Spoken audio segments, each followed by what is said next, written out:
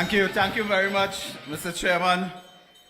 I must say, if I appear nervous, I'm slightly intimidated by the dragon that came to this stage a few minutes ago.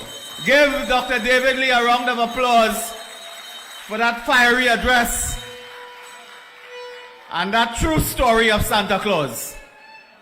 The Honorable Kamla Prasad Bisesa and Dr. Gregory Bisesa, parliamentary colleagues, members of the local government fraternity, brothers and sisters assembled here in your numbers in Couva South, friends, well-wishers, supporters across Trinidad and Tobago, viewing, listening on our social media platforms. We have friends in New York. Ricardo and his family is there now listening. We have friends in Canada, Norbert and his family and friends. We have friends in Guyana, Barbados, Grenada, Jamaica, tune in tonight, listening to the issues on the platform of the United National Congress. We welcome them and we extend our best wishes and thank you for your support across the Caribbean, North America and elsewhere. Brothers and sisters, this evening I will address you briefly on a few matters occupying our attention in the opposition, in the UNC, and indeed matters affecting the people of Trinidad and Tobago. What we have been witnessing for the last 8 years is really a period that can best be described as a lost period of development. It is as if not only did the country stand still, but the country went backward from the paradise that Kamla Prasad Bisesa left in 2015. We have gone backwards. Today we must launch a rescue mission to save this country, to save our institutions, to provide a future for the generations to come. And that is what we are about. That is what we are about. That is our business. Every institution has collapsed. The health sector completely gone through. The education sector, Dr. Tim will tell you, in education and in health, collapse. The economy crashed under this fellow Imbert, Rowley, Siotiong and others. Brothers and sisters, today the murder toll is 516 official murder toll. It could be more.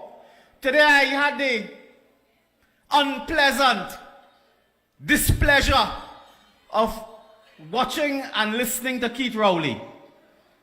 Damien does a very, very difficult job. But I was compelled to. I was compelled. And Keith Rowley today, I want to put a new word on the table, bloviate. He was bloviating.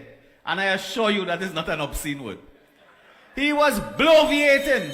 It means just talking and talking and talking. Empty talk.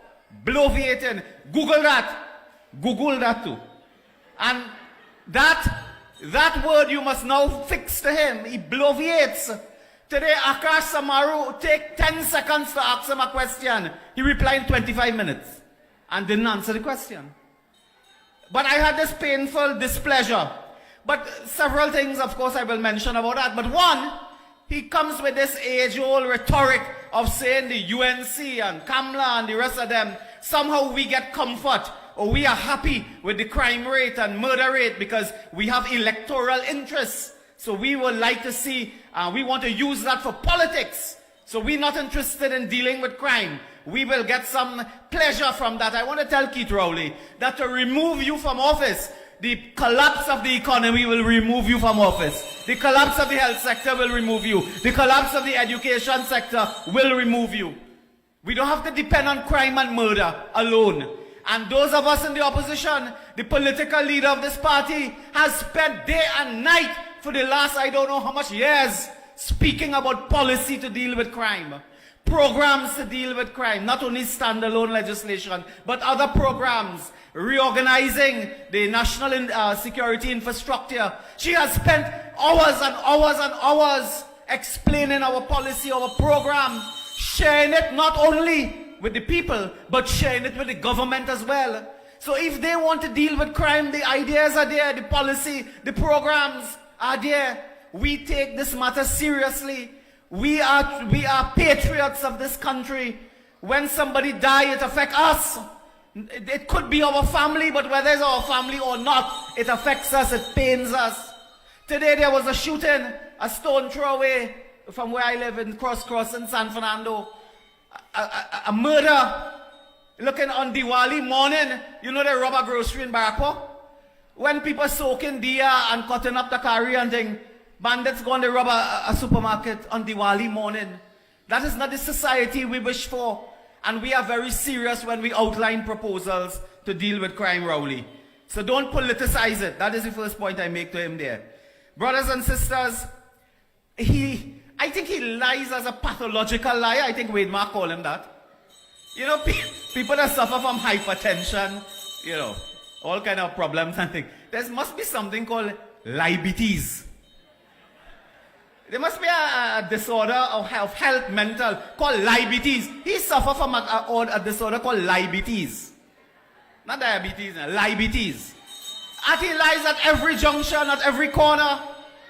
It's a pathology, exactly, Senator Mark.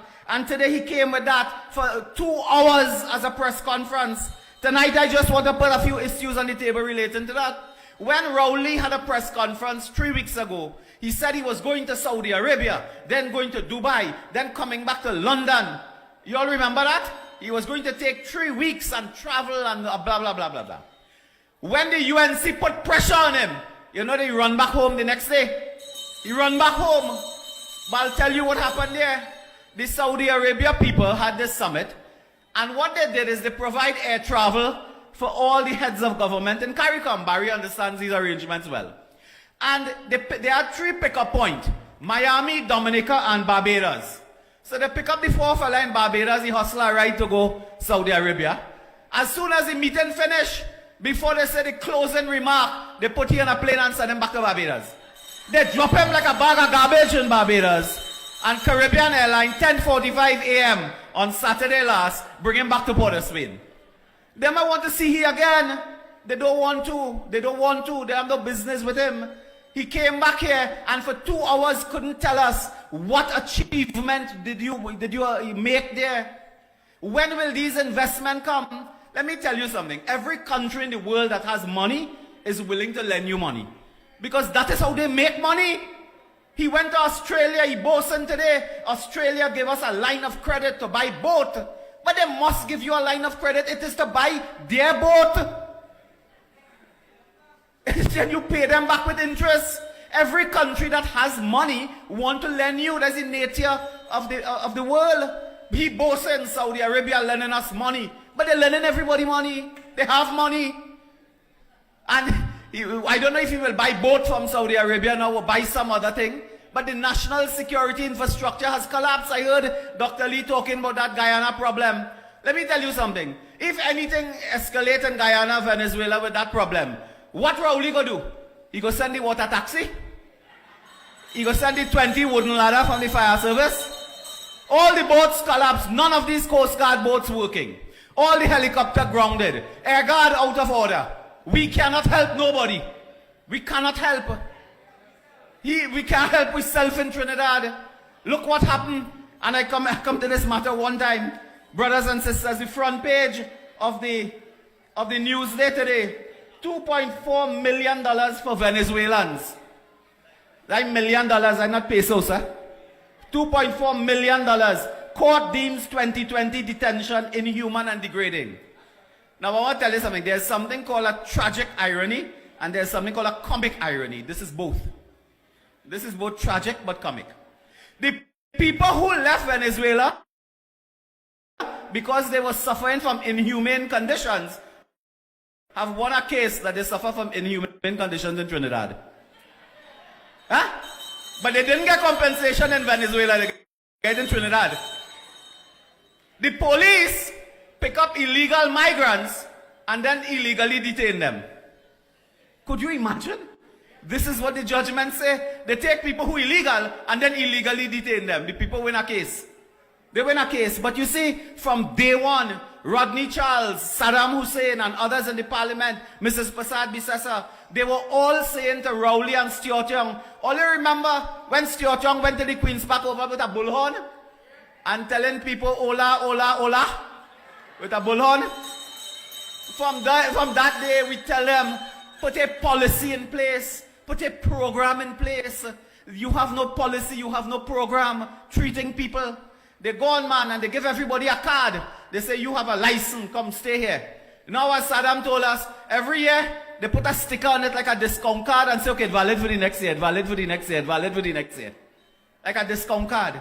The people are here, there's no policy as it relates to education, to health, to security, and so on. So the court has ruled that they were treated in an inhuman manner. The conditions and so on, they were treated, depriving them of their rights. And this is called vindicatory damage, to vindicate them, so to speak. 2.4 million. If it was aggravated damage, it might have been 10 million. And the point we are making as well is that this is the beginning of a saga. And I comment on the saga, the Solomon Ochoa next. This is the beginning of a saga. Many more immigrants are going to the courts. Many more quote-unquote refugees are before the court. And when they rule, this could take us into tens of millions of dollars, because Stuart Young as minister, Hines as minister, had no policy. The judgment says this, if you read the article. The judge says the minister did not act. The attorney general did not act. They were incompetent, and they left a vacuum with no policy, no program to deal with these people. This is in a court judgment. And Rowley today boasting. He said, that's the people we want to meet. The opposition should meet them and discuss crime.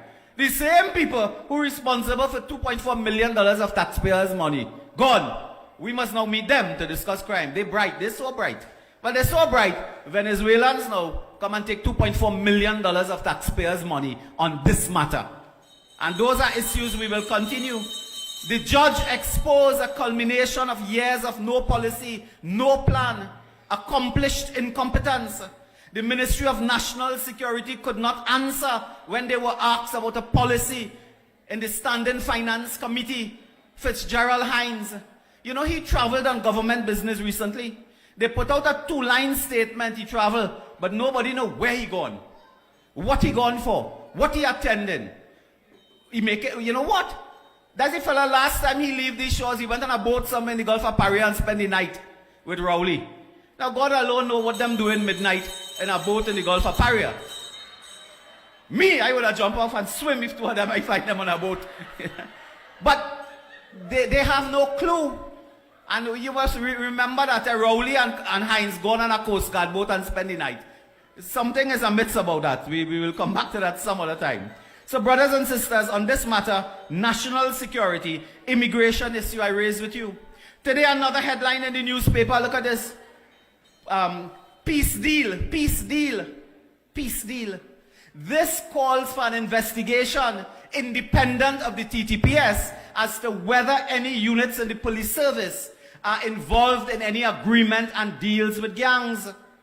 This is what started off decades ago in other areas, in CARICOM areas as well, where police had relationship with gang, and the day come when police become gang and gang become police. That is what happens with this. The gang men will behave like police, and the police will behave like gangs if this is allowed to continue. Mark Bassant is very clear. I read this article.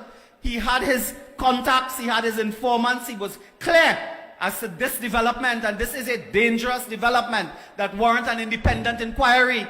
Not a Stanley John inquiry that he fulminating on today. Oh, Stanley John, God and finance. What is Rowley problem with Gary Griffith really? That Gary have more hair on his head? What is his problem? The fella spent about an hour talking about Gary Griffith. I want to tell Gary, I don't know if no human being, man, woman and child ever take his on so long to talk about it. And this is what Rowley did today. And he will not deal with this. Brothers and sisters, this matter requires an investigation, and the police must never ever have deals and backroom deals and so on with that. And is Fitzgerald Hines aware of that? Hines could be sleeping while this happening, That fella like Kumkaran. He in a karmic sleep. He could be sleeping while this happening.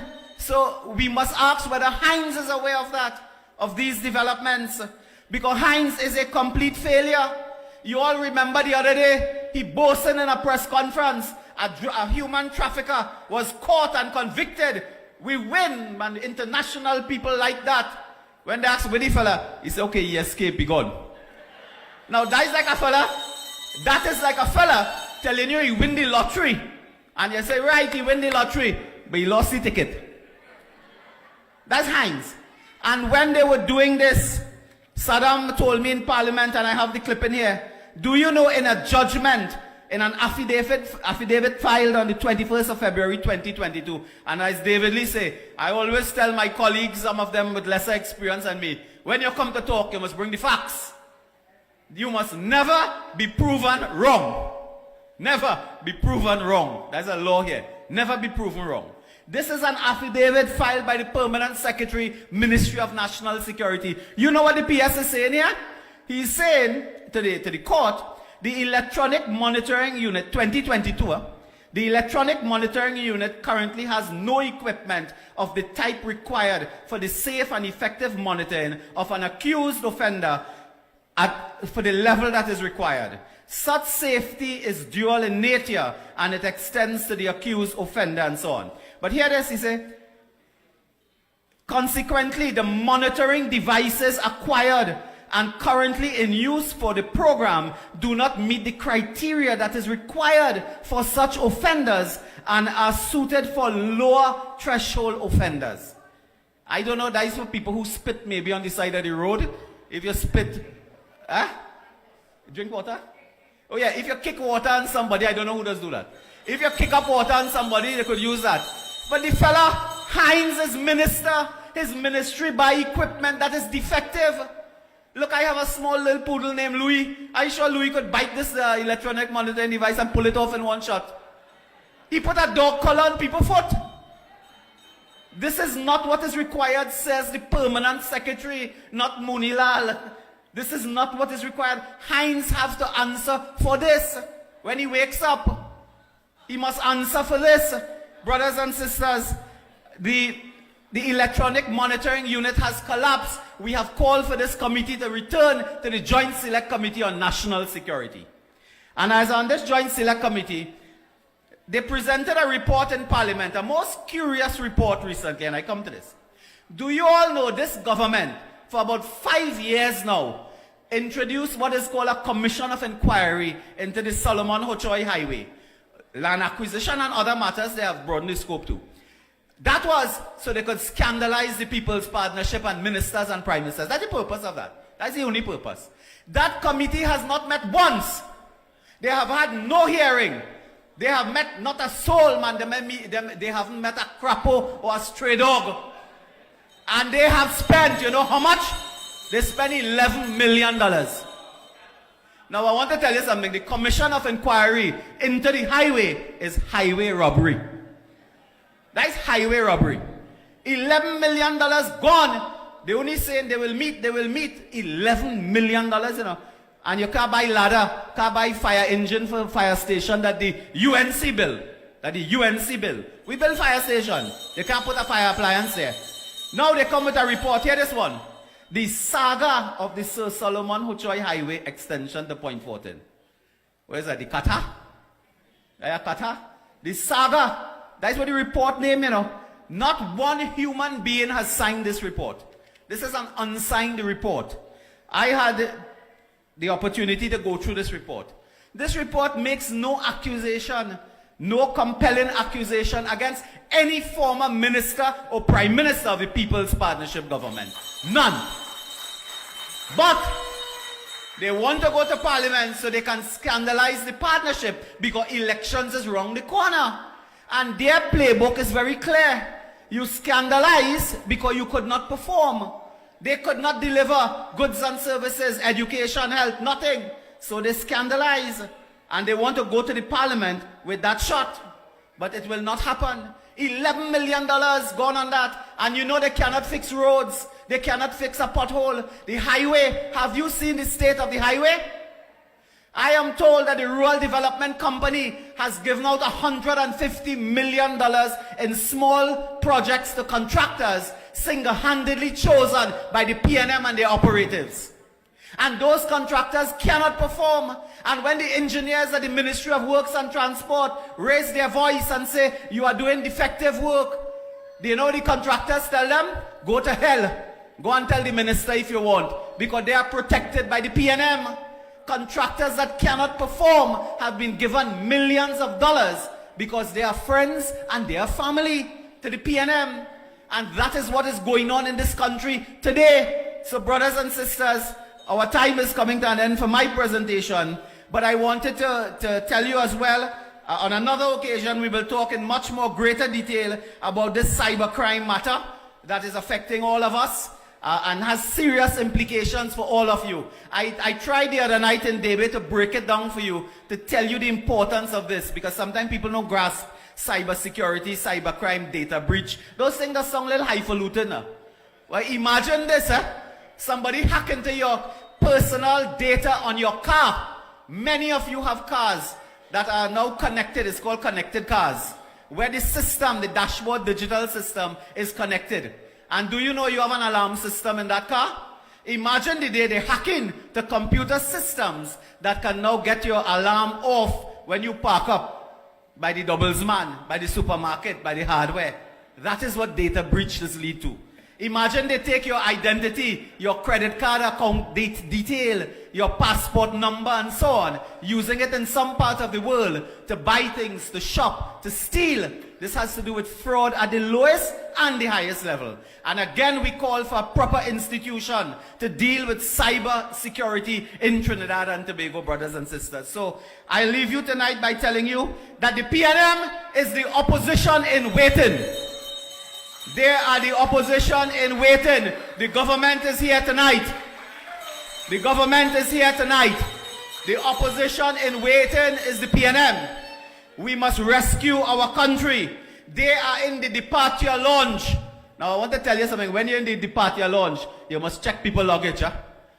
So from now on, we must check the luggage because they are leaving in a few months. And we must ensure that they do not take out things from the ministry, the government, do not steal more and pack up in the bag as they're moving out of government. So brothers and sisters, the time is coming when we will mobilize, we will organize, we will agitate. We have the leader, we have the team, we have the program, we have the policy to rescue Trinidad and Tobago. Long live the great United National Congress, long live the honorable political leader, and long live our brothers and sisters in our struggle. Thank you, and God bless you all.